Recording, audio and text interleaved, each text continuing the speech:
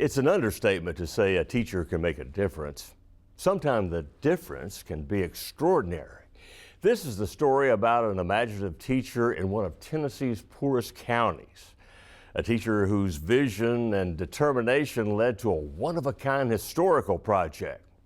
One that was made and managed by students. Look, right there, that'll work. Now nail it. When we get ready to put another one, he's just gonna take some off. Yeah. Hey, put that notch down, Morrow.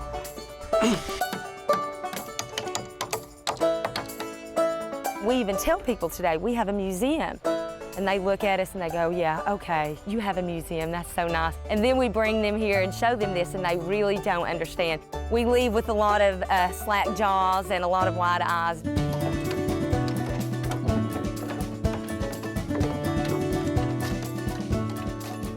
You really have to behold it to believe it.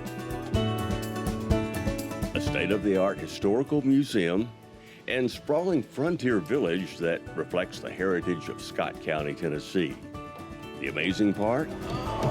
Too long? Well, we'll cut it. It's the only living museum designed, built, and curated by high school students. If you think about it, a high school has probably more facilities to put a museum together than museums do. All our carpentry work is done in-house.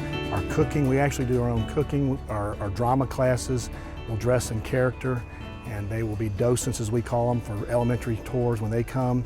We have just about included every curriculum in the school that you can think of, I think, except for foreign language right now. Gary Paxton's vision made all this possible.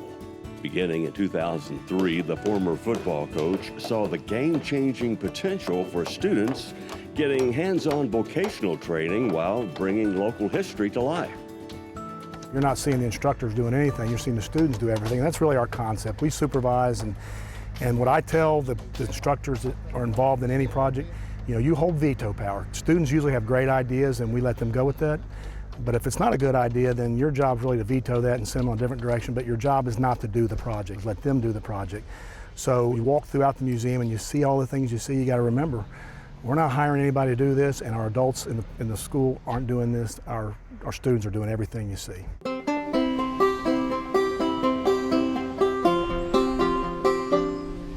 And they're actually learning things, mathematics, science, lots of those different things, but they're learning it in relevance. These guys that are over here working on the porch right now, you can imagine the type of math that they're having to learn and use to learn where the 2x4s go and actually drive that nail in. So they're doing it, but they don't really realize that they're doing it. Some of those students who don't necessarily thrive in the traditional classroom, they really come out here and find a home.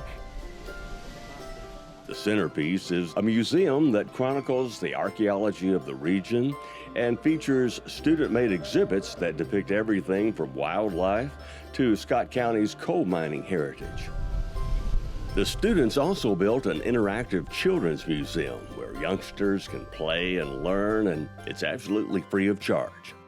Another freestanding building is a tribute to hometown hero Senator Howard Baker Jr., a replica of a law office once used by his grandfather and later by the senator himself. There's also the USS Tennessee Battleship Museum. It's got models of the ship built by the Navy in 1943 and by a local historian. It houses the largest private collection of military photos of the USS Tennessee in the world.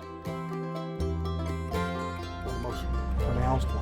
Gary tirelessly enlisted the support of local business people to make his vision of all this a reality. That means no tax dollars. And it really works out well because it gives our vocational classes an out to do something that they need to be doing hands-on.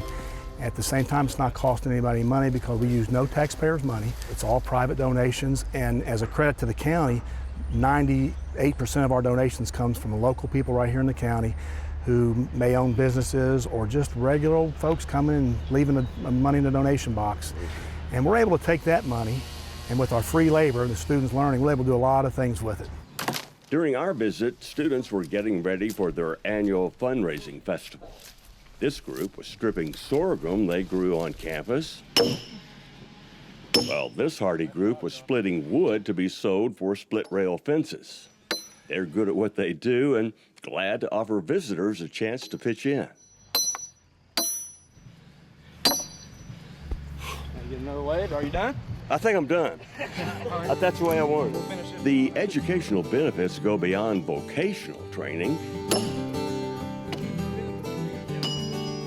And I remember the students dressing up in the costumes, being a pioneer woman or a coal miner, and it just started a spark, and it made me want to do this too. This student guide is on track to become a professional curator.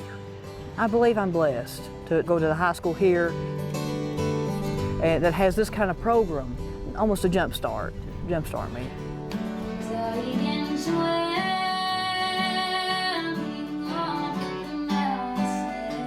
Gary, who is also a musician, even directs a student music group called the Highlander Bluegrass Band. They record their own CDs and entertain at festivals around the region. They're pretty good. They play at other performances. They were at a Bluegrass Festival 2 Saturdays ago, and on stage they make their own CDs. We actually do that, sell them at the festival, so that's part of the program also, music. Most of these students will have to leave Scott County after graduation to find jobs. Gary sums up his hope for their ultimate takeaway this way. Teamwork, reliability, accountability, those are things we really try to stress here. And then some skills that they may be able to use later on in life.